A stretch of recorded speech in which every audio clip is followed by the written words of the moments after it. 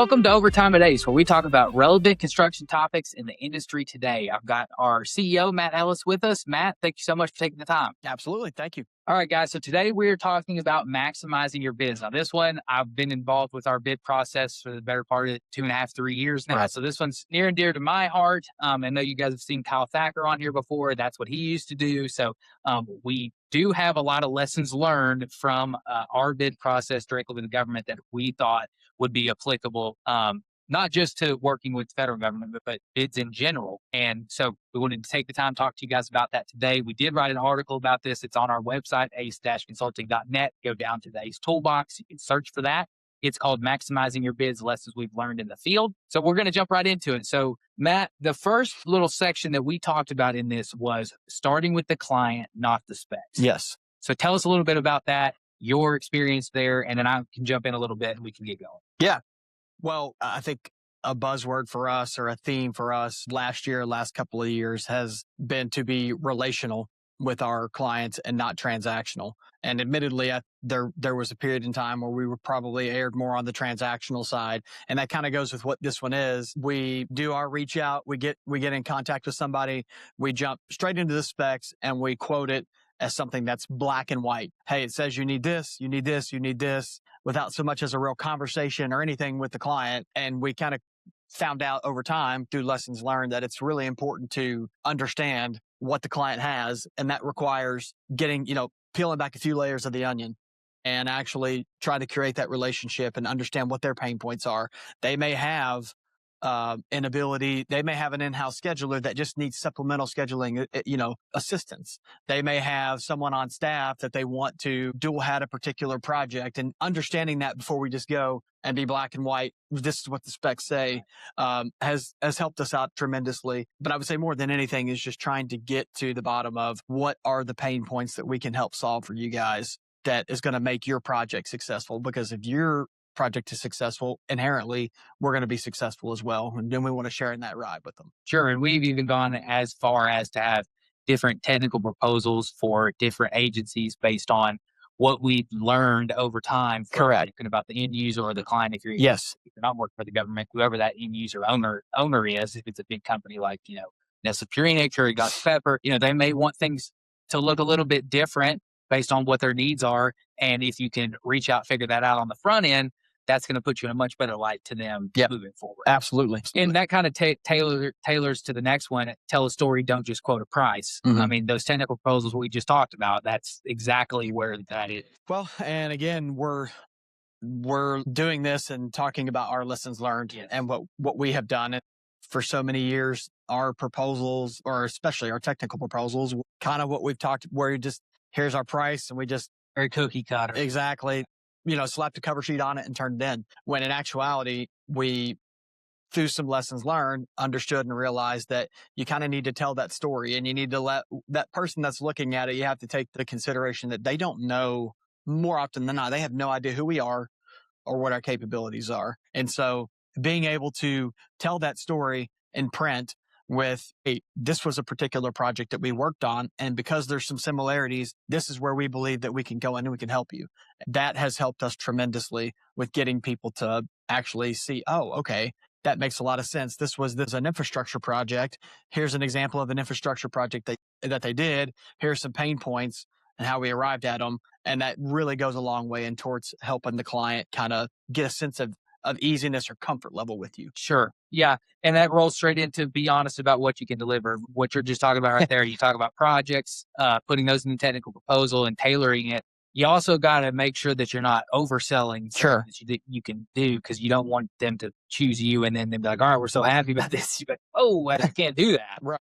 Another lesson that we've learned the hard way, as you and I've been here quite a long time, and back in the wild west days of this company, we would take anything on, and it did bite us a couple of times because we were potentially not as well equipped as we should have been to take anything on. We've always said this, we want to be an easy button for our clients, and pretty much anything Division I related we can tackle, or we have created relationships or partnerships to be able to tackle it. But to your point, we want to get to the bottom of a story. If we're going to put a bid in for, or GSA schedule, or we just put a security bid in, we have to really take a long, hard look at, can we deliver on this? Because this is something that could change the business overnight, and we have to be confident in our ability to deliver that. And so we've done a lot lately over the last couple of years of really trying to kind of hone in on making sure that our capabilities are there to deliver what we say we can deliver. Because the last thing you want to do is a terrible look for your clients if you're,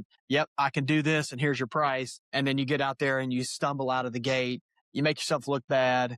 You start to lose a little bit of trust, and that relationship that you have built can erode pretty quickly if you're not careful. Yeah, you definitely don't ever want to overpromise under deliver. Correct. Along with that, being honest about what you can do, price is important, but not everything. That's something we definitely learned the hard way a couple of different times. We have. Absolutely, we have. Federal jobs anymore aren't necessarily just always the lowest price. It was for so many years, federal, state jobs, it seemed to be the lowest price one, and it could be a gentleman in a pickup truck, with a toolbox in the back of his truck with the number. Exactly. Now, and I think this has been a very good move by the federal government and on the state and local level. A lot more factors are at play. Your safety, the construction of your proposal, which is kind of what we talked about a little bit before. We've submitted bids before where we were the lowest price and we did not win the actual project. And when we go to look into why, generally speaking, there's a familiarity with the person that won. And they maybe have a leg up in experience on that particular type of project, or the personnel that they were going to provide may have, a more experience than the personnel that we were going to provide. So again, it goes back into knowing your client and being able to dial in on what their needs really are. It's also important to understand you're not going to win them all. Can't win. We're not going to win 100% of the bids that we submit, but you're always looking for that extra % or two because that can make a significant difference. Well, and we've even saw this bidding directly with the government that maybe we didn't win a project, but they remember our proposal on the next one. Them switching. You mentioned it, switching to best value. It's just a whole different ball game than lowest price. Right. Unfortunately, not hard way, but we learned our lessons. And we're trying to tell you guys lessons. Exactly. So this next one is one that obviously I admittedly was bad about this one, not necessarily thinking it all the way through. But I think once we as a company honed in on this, it changed a lot of things. Presentation counts even in construction. Yes. Presentation of the proposal, the bid that you're actually submitting. Correct. Consistency. Yeah. I mean, it really boils down to consistency. So we, for the longest time, probably had 7-10 different proposal formats. And to your point, when we started to dial that in a little bit is when you get a client that is like, oh, I remember this proposal, because they've seen that setup and so that's what we've done.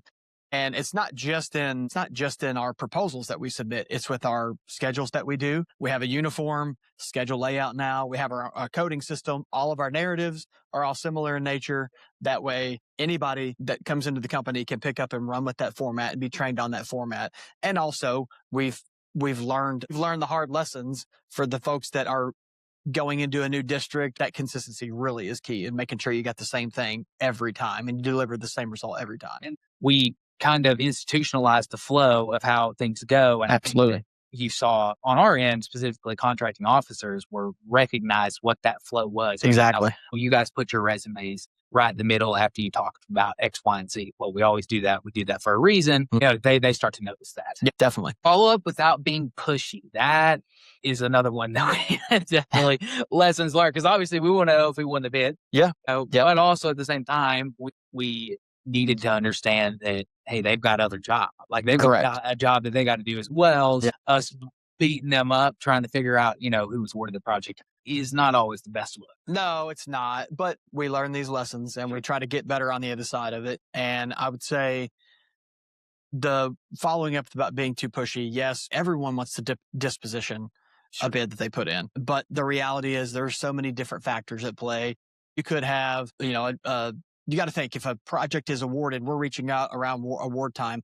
There is a mountain of stuff that goes on a federal project at the very, very beginning. Those project managers, project engineers, whatever personnel are on that job site are inundated in paperwork, not just on all the Division I stuff, but then there's a whole litany of other things you're trying to get all your subcontract signed. You're trying to get, critical path materials, long lead items ordered. And so you may not always be at the top of the list. So just making sure that you have a good cadence to it without being overly pushy, or if you don't accept my bid by Friday, I'm pulling it off the table. You don't want to be that guy or gal. But yeah, just we've learned that the hard way, and I think come out better on the other side because of it. Yeah, absolutely. So, I mean, what it really comes down to, I think what we discussed specifically was people, knowing your team's strengths and weaknesses, Yep. being realistic, and presenting yourself in the best way, whether that's aesthetically or otherwise. Yeah, absolutely. And I keep going back to the consistency. Have scalable processes and repeatable processes in place. And we've started to do that in so many different sections of the business, to where that at the end of the day, you're delivering a consistent result. Is it always going to be perfect? No, because we're working with 150 different government entities. You might have NAFAC Mid-Atlantic, and then you have a core district all the way in LA. Sure. Their interpretation of things could be 180 degrees. And so you gotta keep that consistency there and understand that at its core, this checks the box of what you're supposed to have as a requirement. If we need to add things, take things away the way that you would like to see it for a client or a contracting officer, whatever it might be, then by all means, we're amenable to doing that. But having that consistency, having that repeatable process goes a long, long way.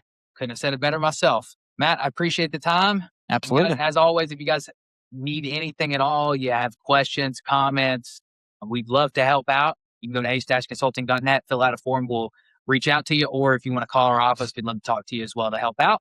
Work with experts, work with ACE.